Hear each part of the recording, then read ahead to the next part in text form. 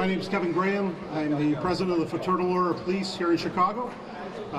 Today's verdict was unfortunate, and we disagree with it.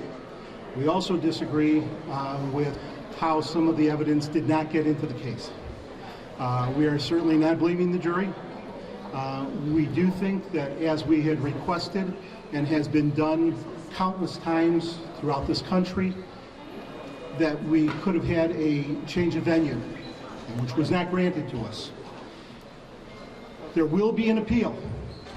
Mark my words, there will be an appeal. We do think that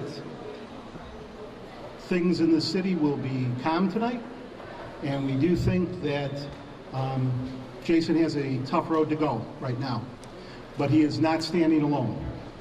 The Fraternal Order of Police is standing with the officer who we believe acted as a police officer and did the best he could that night. It is a shame that the equipment and the manpower were not there when he needed it, but yet the city has made sure that there are plenty of tasers now, and they have hired more people. Thank you. Kevin, you're in a complicated position, right? You are standing here with Jason Van Dyke, who is now a convicted felon and is in a cell somewhere, and yet your members are out on the streets trying to protect the city, if necessary.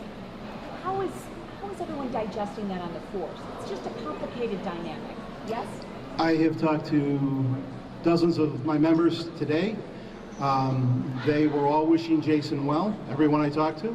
They all believed he should not be convicted, the ones I've talked to, and they hoped that the verdict would have gone a different way. We, as I said a few days ago, we believe that the people of the city of Chicago were going to remain calm no matter what the verdict was. And because we do believe in the rule of law. And if you've noticed, I have not criticized the jury. I think they have done the best they could, but I don't believe all the evidence was presented.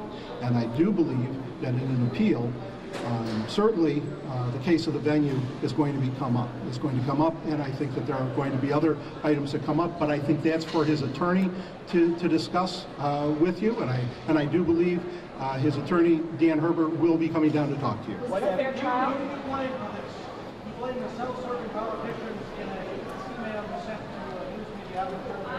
Who do you blame for that? Look, I do blame some of the politicians. I think that over the last several years, they have used this case, one case, and I want to remind everybody, we answer millions of calls every year, and they have used this case to really kick around the Chicago Police Department, which has been unfortunate, because I'm going to tell you this, and the men and women of the Chicago Police Department are some of the finest police officers in this country. They take seriously what they do, and they try and provide the best protection they can for the people of the city of Chicago, and they do it putting their own lives in peril every single day and night. Kevin, do you think this will have an impact on the officers' this verdict? What impact do you think that'll be?